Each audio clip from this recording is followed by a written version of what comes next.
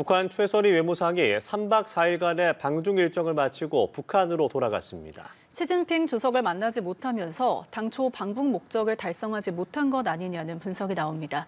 베이징에서 배삼진 특파원입니다. 전용기까지 띄워 최선희 외무상의 방중에 공을 들였던 북한.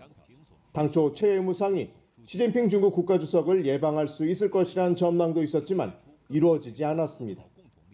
다음 달 북한 노동당 창건 80주년 열병식에 시 주석의 방북 조율 가능성도 거론됐지만 전례가 없어 참석이 어려울 것이란 관측이 나옵니다. 대신 이번 방중 기간에 회동한 리창 총리의 참석에 방점을 두는 분위기입니다.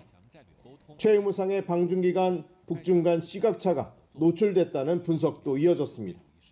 중국 관영 매체들은 대만과 신장, 티베트 등 중국의 핵심 이익 문제에 대해 중국 측 입장을 확고히 지지할 것이라고 언급했다고 밝혔지만 조선중앙통신 보도에서는 빠졌습니다.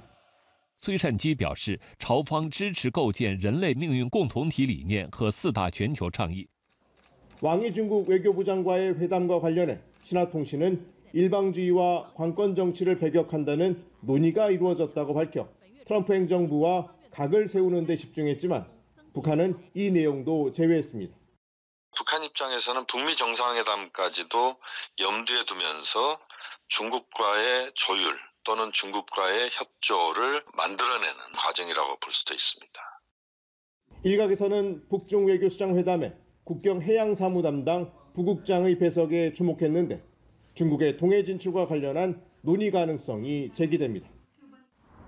최선희 외무상은 중국에 고위급 교류 강화 등을 요구했는데 방중 성과는 앞으로 이어질 북중 간 교류를 통해 확인할 수 있을 것으로 보입니다.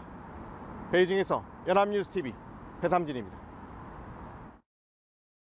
북한 최선희 외무상은 중국을 방문을 했는데요. 네. 중국에서 왕이 외교부장과 베이징에서 단독 회동을 했고 또 리창 중국 총리와도 회동을 했는데 네. 만나면서 어떤 이야기들을 좀 주고받았을까요? 네, 그 두 개의 내용이 약간은 다르지만 또 공통된 내용이 있었던 게 만남 모두 다 양국 간의 공동 이익을 많이 언급을 한 것 같습니다. 예를 들어서 왕이 외교부장 같은 경우는 북한이 중국의 핵심 이익을 지지하는 게 굉장히 바람직하다, 좋다라는 식의 표현을 했고요. 그리고 리 총리 같은 경우는 중조의 공동 이익을 더 잘 수호할 용의가 있다라고 했고, 또 거기에 최 외무상 같은 경우는 양국 관계 강화가 이제 자신 북한의 확고부동한 입장이다 이렇게 얘기해서.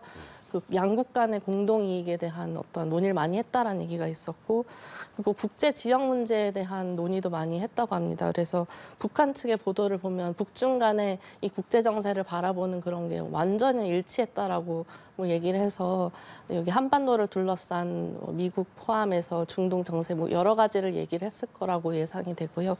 그리고 또 이제 북한이 이번에 간 것 중에 하나가 다음 달 쌍십절이라고 10월 10일 북한의 중요한 80주년 열병식에 이제 중국에 누가 오는지 약간 그런 것도 조율하는 부분이 있어서 그런 얘기도 많이 한 것으로 보도가 됩니다. 그렇군요. 중국 방문 사흘째인 북한 최선희 외무상이 왕이 외교부장에 이어 리창 중국 총리와 회동했습니다. 최선희 외무상은 이번 방중 기간에 다음 달 시진핑 주석의 북한 방문 가능성을 타진했을 거란 관측이 나옵니다. 베이징에서 배삼진 특파원입니다. 중국 리창 총리가 최선희 북한 외무상과 악수를 나눕니다. 리 총리가 최 외무상을 단독으로 만난 건 처음입니다. 리 총리는 북한과 전통적 우호 관계를 더 심화하고 각 분야의 실무 협력과 전략적 소통을 높이자고 강조했습니다. 최 외무상은 양국 관계 강화가 북한의 확고부도한 입장이라며 고위급 교류 협력 강화를 기대한다고 말했습니다. 앞서 최 외무상은 왕이 중국 외교부장을 만나서는 국제 지역 문제 논의를 놓고 의견을 교환했습니다. 구체적인 내용을 밝히지 않았지만 다음 달 경주에서 미중 정상이 모두 참석하는 에이펙 정상회의가 열리는 만큼 북중 간 사전 대응 방안을 조율한 것으로 보입니다. 여기에다 북미 대화 가능성을 의제로 나눴을 가능성도 있습니다. 북한 측은 북중 양국이 완전한 견해 일치를 봤다고 보도했습니다. 中方将继续以自己的方式为维护半岛和平稳定，推动半岛问题政治解决进程发挥建设性作用。 일각에서는 최 외무상의 방중 목적이 다음 달 북한노동당 창건 80주년 열병식에 시 주석의 방북 조율이라고 짚었습니다.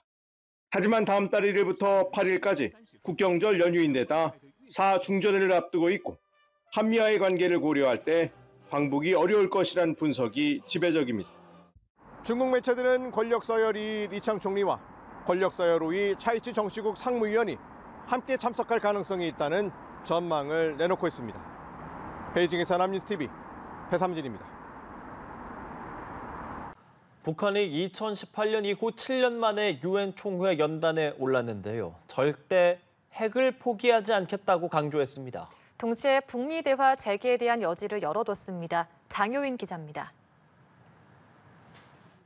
7년 만에 유엔 총회 출장에서 북한 측 대표는 비핵화 불가 방침을 거듭 밝혔습니다. 비핵화란 주권과 생존권을 포기하고 헌법을 어기는 것과 마찬가지란 겁니다. 우리는 우리 국법이고 국책이며 주권이고 생존권인 핵을 절대로 내려놓지 않을 것이며 그 어떤 경우에도 이 입장을 철회하지 않을 것입니다. 북한은 또 미국과 그 동맹국들의 위협에 맞서기 위해 핵 보유가 필요하다고 주장했습니다. 조선민주주의인공화국을 종저준한 미한, 미일 군사동맹과 미일한 삼각 군사공조체제가 핵 요소가 포함된 보다 공격적이고 침략적인 군사블록으로 급속히 진화되고 도널드 트럼프 미국 대통령과 김정은 북한 국무위원장 모두 대화하겠다는 의지를 드러냈지만 대화 재개의 조건이자 목표인 비핵화를 두고 의견이 엇갈립니다. 연설에서 북미 대화 재개 가능성이 언급되진 않았습니다. 다만 북한에 대한 존중과 우호를 전제로 사상과 제도가 다른 국가와의 대화 가능성을 열어뒀습니다. 북한은 또 이번 연설에서 가자지구 전쟁 등 국제 분쟁이 격화된 걸 서방 패권국의 책임으로 돌렸고 트럼프 행정부의 관세 정책을 비판하기도 했습니다. 북한의 이번 유엔 총회 참석은 중국 전승절 열병식을 계기로 구축된 반서방 연대 일원으로서 국제 무대에서 외교적 입지를 다지려는 포석이 깔렸다는 분석이 나옵니다. 연합뉴스TV 장효인입니다.